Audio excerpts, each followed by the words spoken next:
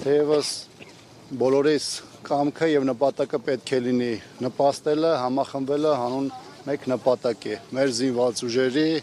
երբեմնի փառքի, հաղթանակների եւ հաջողությունների վերադարձին։ Նիկոլ Փաշինյանի ուղերձը կարդացել եք, պարոն Աբրահամյան։ Նա մեղադրել է ՀԱՊԿ-ին, պարոն Աբրահամյան, մեր ունեցած ձախողումների մեջ եւ դրան զուգահեռ նաեւ ձեռք բերում է համարել այն, որ ՀԱՊԿ-ին անդամակցությունը սառեցրել են եւ որ դա շարունակական բնույթ է կրելու, ինչպես նաեւ ձեռք բերում է համարել Պրահայում Ադրբեջանի հետ ձեռք բերված պայմանավորվածությունը։ Դեք մեր երկրի տարածքային ամբողջության, մեր քաղաքացիների, մեր հասարակության անվտանգության ապահովման թիմեք երաշխավորը դա եղել է եւ պետք է լինի մեր երկրի զինված ուժերը,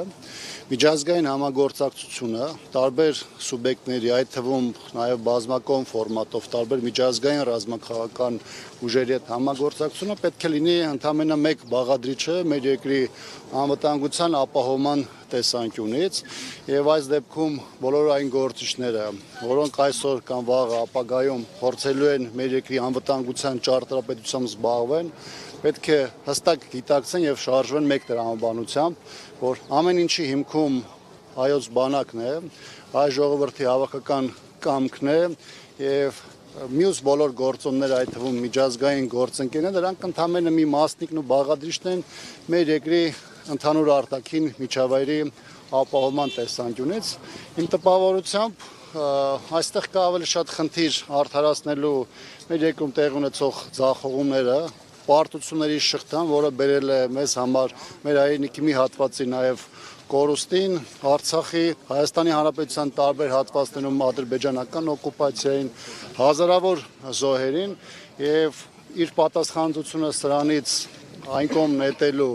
եւ նաեւ հանրության ուշադրությունը այլ կողմ սևեռելու համար իշխանությունը փորձում է այս կամ այն կողմին մեղավորներ նշանակելով իր վրայից նետել պատասխանատվությունը։ Կրկնում եմ, մենք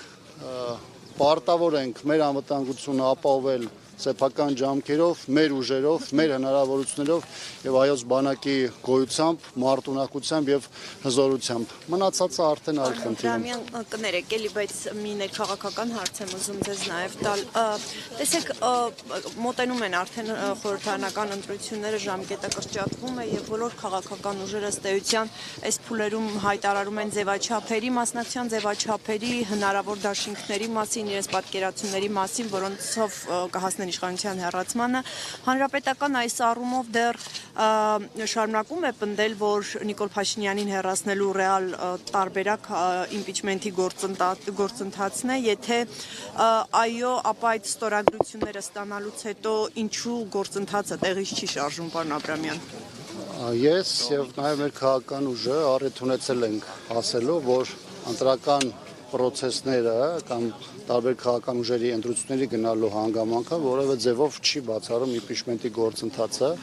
որովհետև իմպիչմենտի հաջողությունը ապահովելը կապված է մեծ թվով բաղադրիչներից եւ որոշակի իրադրային զարգացումներից, որոնք այս պահին էլ միջև ընտրական ցիկլ պայմանական հունիս ամիսը հնարավոր են ստեղծվել եւ հնարավորություն տան process-ը նաեւ այդ ուղղությամբ տանելու։ Ինչ վերաբերում է ընտրական գործընթացներին հանրապետականի հնարավոր մասնակցությանը, ապա հանրապետականը սրա հետ կապված մոտ 10 օր առաջ առաջին հանդիպումն է, քննարկումն է իրականացրել կուսակցության գործադիր մարմնում։ Կարող եմ ասել բավականին ծավալուն շուրջ 3-3.5 ժամանոց քննարկում է եղել, որի հետ կապված որոշում չի կայացվել եւ քննարկումները այս թեմայով շարունակվելու են։ Երբ որ մենք ունենանք արդեն դիրքորոշում, բնականաբար դա արդեն կանոնացնենք։ Մասնակցել չմասնակցելու, թե ձևաչափի արդյունավետության վերաբերյալ։ Գիտեք, առաջին հերթին պետք է որոշում կայացնել ընտրությունների վերաբերյալ, դրանից հետո արդեն որոշել նրա մասնակցությամբ արդեն ձևաչափը։ Այսինքն որոշում այս բային չկա, պարոն Աբրահամյան։ Իսկ ընդհանուր առմամբ, եթե կուսակցության չէ, ձեր դիրքորոշումը օրինակ ասեք, ինչ է կարծում, ինչ ձևաչափով ընտրական process-ում ինչ ձևաչափն է արդյունավետ ըստ ձեզ Նիկոլ Փաշինյանին հեռացնելու համար։ Գիտեք, ես չեմ կարող առանձնացնել իմ տեսակետը, որովհետև ես կուսակցության գործադիր մարմնի անդամ եմ, ներկայացնում նաև իր մարմնի մոտեցումները եւ այս տեսանկյունից բնականաբար քննարկումների արդյունքից է կախված, թե մենք ինչ ուղղությամբ ենք շարժվելու եւ այդ ժամանակ նաեւ կխոսենք ձևաչափի եւ հնարավոր արդյունավետ ճանապարհների մասին։ Համենայն դեպս Նիկոլ Փաշինյանի հերասման հիմքում ոչ միայն պետք է լինեն առանձին քաղաքական ուժերի առաջնահերթությունները, այլ պետք է լինի ընդհանուր դաշտ իրական ընդդիմադիր ուժերի, որը հնարավորություն կտա նաև համատեղ ջանքեր գործադրել, մեկ ընդհանուր թիրախի ուղղությամբ գործելու եւ իշխանապողության գործընթացը առավել արդյունավետ ռեսուրսի վրա դնելու Իսկ համար։ լայն համախմբում, լայն բևեռ ձևավորելու այն դիրքորոշումները, որ այս փուլում շատ հնչեցվում են, դուք կարծում եք կարող է արդյունավետ լինել, այսինքն դուք հնարավոր համարում եք, որ տարբեր փուլերում իշխանության հետ համագործակցած, չհամագործակցած ուժեր մի կողմ դնեն իրենց բոլոր խնդիրները, թեկուզ նաև ներանձնային եւ համախմբեն այդ օրակարգի շուրջ։ Դուք սա ռեալ համարում եք։ Վերջից սկսեմ, նախ հանրապետականը առիթ ունեցել է այս մային հայտարարելու, որ իշխանապողության հիմքում ոչ թե իր անձնական կամ ներկուսակցական ամբիցիաներն են, այլ ընդհանուր նպատակին հասնելու կարևորությունը եւ այս տեսանկյունից ես կարծում եմ, որ ընդհանուր բևեռ ձևավորելու մոտեցման հիմքում պետք է առաջին դնել սկզբունքները եւ այն մոտեցումները, որոնք մեծ թվով ուժերի կարող են բերել եւ մեկ ընդհանուր սեղանի շուրջ նստեցնելը։ Իսկ թե այդ բևեռը իր գործունեությունը ինչպես կձևավորի, ինչ խմբավորումներով կամ ինչ ենթաշերտերով, դա արդեն քննարկման հարց է։ Ֆորմալ առումով ընդհանուր տեսլական լինի, բայց թե ինչպես կգնան արդեն իրավական գործընթացն, այսինքն ոնց կմասնակցեն ինչ դաշինքներ կձևավորեն, դա արդեն երկրորդական է, ճիշտ հասկացա։ Դա արդեն մարտավարական խնդիր է, բայց ամենից կարևորը այն կարմիր գծերն են եւ սկզբունքներն են, որոնք պետք է դրվեն այդ պայքարի հիմքում եւ հնարավորություն տան իրական ընդդիմադիր ուժերին այդ առանձնահատուկ process-ում միմյանց չվնասելով ստեղծել առավելագույնս հնարավորություններ պայքարի արդյունավետությունը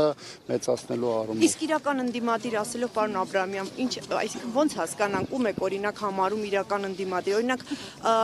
Լուսավոր Հայաստանին կհամարեք իրական ընդդիմադիր ուժ, եթե այդ մի սեղանի շուրջ նստելու հարց է առաջանում, կամ այնտեղ, չգիտեմ, էլի ուժեր կան, որ տարբեր ժամանակներում Նիկոլ Փաշինյանին աջակցել են, բայց հիմա օրինակ քննադատում են։ Դուք այդ ոնց է որոշվելու, էլի իրական են թե իրական չեն։ Գիտեք, 2018-ի հայտնի իրադարձություններից հետո Հայաստանի քաղաքական դաշտում որևէ մեկին չեմ ուզում նեղացնել, բայց ընդգծված մի ուժ կար, որ ընդդիմություն էր 18 իրադարձությունից հետո, դա հանրապետականն էր եւ բնականաբար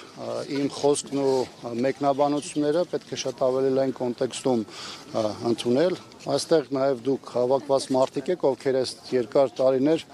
լուսաբանում եք տարբեր քաղաքական իրադարձություններ եւ ձեր համար էլ ակնհայտ է թե ով իրականում ինչ ճանապարհով է շարժվում եւ իրականում ինչ հիմնական թիրախի է հարվածում, այնպես որ երբ ժամանակը գա մի սեղանի շուրջ նստելու եւ սկզբունքներ համաձայնեցնելու, դա արդեն հստակ կլինի։ Պարոն Աբրահամյան, Ներողություն չլսեցի։ Կուսակցության գործադիր մարմնում անհատական որևէ անձի հետ կապված թեմա չի քննարկվել, բայց Սերժ Սարգսյանի դիրքորոշումը բավականին հստակ է եղել, այսօր չէ որ պետք է արտահայտվի եւ չեմ կարծում որ այս պահին այդ մասով որևէ բան փոփոխություն չի ենթարկվել եւ եթե հանրապետականը կամ Սերժ Սարգսյանը այս մասով որևէ նոր բան ունենա ասելու, բնականաբար դա կանի հանրային ձևով։ Վերադառնալով Փաշինյանի գրառմանը, տեսեք, ասում են վերջին տարիներին այնպիսի ռազմական տեխնիկա, այնպիսի քանակով, որակով ձեռք է բերվել, որ երբևէ հայոց բանակը չի ունեցել այդպիսի տեխնիկա։ Նախ ինչպես կարձագանք եք այս շտակում։ Գիտեք, այն մարդիկ, ովքեր խոսում են զինտեխնիկայի ձեռքբերման մասին, լավ կլինի նաև խոսեն այն մասին, թե իրենց վարած քաղաքականության հետևանքով զինված ուժերի քանի միլիարդի զինտեխնիկա եւ սպառազինություն է ոչնչացվել կամ որպես ավար հանձնվել Ադրբեջանին։ Այսինքն այն մարդիկ, որոնց քաղաքականության հետևանքը մեր երկրի համար եւ տարածքային եւ մարդկային առումով եղել է ողբերգական, չեն խոսում դրա հետևանքների, դրա թվային արտահայտման մասին, բայց խոսում են զինտեխնիկայի ձեռքբերումների մասին։ Յուրաքանչյուր բանակ իր հաջողությունը, իր հաղթանակը, իր մարտունակությունները ցույց է տալիս գործով եւ ժամանակն է ապացուցել նաև այս իշխանության դեպքում, թե իրենց ունեցած ռեսուրսները, այդ թվում պետության հնարավորությունները ինչպես են վատնել կամ ինչպես են ծառայեցել թշնամական օրակարգերին։ Մի քանի պատճառ, որ նշում է, որոնց միջոցով որ հնարավոր չէ լինի այդ զենքերը հասնեին Հայաստանին, նաև հապկի մասին է խոսվում։ Այդպիսի բան եղել է, թե չի եղել։ Հայաստանը մինչև 2018 թվականը ձեռք է բերել մեծ թվով սպառազինություն, ռազմական տեխնիկա, այնպիսին, ինչպիսին հնարավորություն է տվել ապավելու Հայաստանը եւ Արցախի անվտանգությունը, ապավել այս ժողովրդի խաղաղությունը եւ այս տեսանկյունից եղել են բավարար հնարավորություններ եւ միջոցներ ադրբեջանական շարունակական ագրեսիայի տարբեր դրսևորումները հետ մղելու եւ Ադրբեջանի իր տեղը ցույց տալու համար։ Այնպես որ այս տեսանկյունից այդ քննարկումը որոշակիորեն համարում եմ արհեստական, նաեւ շեղելու այն հիմնական իրադարձություններից, որոնք հնարավորություն չեն տա հասարակությանը շատ ավելի խորը գնահատելու իրական իրադարձությունների դասավորությունը։ Այդամյան մի կարճ բան էլ դուք ասացիք իմպիչմենթը նաև այլ գործողություններով փուլերով պետք է զուգորդվի, ես ճիշտ հասկացա, այսինքն միայն այս ստորագրությունները, այսինքն սրանց ինչ պետք է լրացվի, փողոցային ինչ որ պայքար պետք է սկսվի, ինչ պետք է լինի, որ այդ գործընթացը մտնի արդեն կոնկրետ գործնական փուլ։ Ստորագրությունը միայն գործընթացի մի բաղադրիչն է կազմում, բնականաբար դու ունի մի քանի փուլեր, սկսած էր նշած փողոցային շարժումից մինչև քաղաքական ուժերի հնարավորինս լայն համախմբում։ Սա շատ ավելի ծավալուն թեմա է, որին այլ առիթով կանդրադառնամ։ Պարոն Աբրամյան, եւս մեկ հարց, տեսեք, որ ասում եք զենք ձեռք է բերվել նաեւ նախկինում, հա, այդ դեպքում օրինակ տեսեք, հիմա Ֆրանսիայից, Հնդկաստանից մեծածավալ տեխնիկա են ձեռք բերում։ Ինչու այն ժամանակ դա չի արվել եւ ըստ ինչու Ռուսաստանը այդ մի քանի $100 զենքերը գումարը վերցրեց, բայց զենքերը այդպես է չմատակարարեց։ Ես չգիտեմ կոնկրետ որ մատակարարումների մասին է խոսքը, եթե ձեր խոսքը վերաբերում է այս իշխանության ժամանակահատվածում տեղ ունեցած մատակարարումն, ապա դրա մանրամասներին ես չեմ տիրապետում։ Ինչ վերաբերում է նախորդ մինչև 2018-ի ժամանակաշրջանում զենքեր գնելուն, ապա կոնկրետ զինտեխնիկայի, սպառազինության գնման հիմքում պետք է լինի այն պահանջը, որը դրված է քո զինված ուժերի առաջ։ Նաև այստեղ կարևոր է որակին հարաբերակցությունը, ինչը քեզ հնարավորություն է տալիս շատ ավելի ճիշտ կողմնորոշվելու եւ այդ ուղղությամբ շարժվելու, չբացառելով տարբեր եվրոպական երկրների ունեցած հնարավորությունները, ես ուզում եմ հիշեցնել, որ այն սպառազինությունը, որոնք ժամանակին ձեռք է բերվել Հայաստանում որպես ՀԱՊԿ-ի հիմնադիր մասնակից լինելու, Ռուսաստանի հետ ունեցած համապատասխան պայմանագրերի շրջանակներում մեզ հնարավորություն է տվել շուկայականից ցածր գներով Ռուսաստանի ռազմաարդյունաբերական հիմնարկներից ուղիղ գնումների միջոցով, այն նույն գներով, որոնք ձեռք է բերում որից նաև Ռուսաստանի զինված ուժերը, դրանք ձեռք բերել եւ այս իրավիճակում բնական է, որ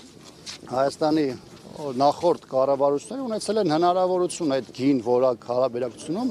ընտրություն կատարելու եւ զինված ուժերը համալրելու այնպիսի զինատեսակներով, որոնք հնարավորություն կտային այդ պահին դրված մարտական խնդիրները լուծելու։ Իհարկե դա չի բացառում որևէ այլ փուլում 3-րդ, 4-րդ կամ 5-րդ երկրներից գնումները, դա կախված է բանակի վրա դրված խնդիրներից եւ բանակում ունեցած մեր այն պահանջներից, որոնք տվյալ պահին կարող են լինել։ Շնորհակալություն։ Ձեզ Պարոն Աբրամյան։ Հա։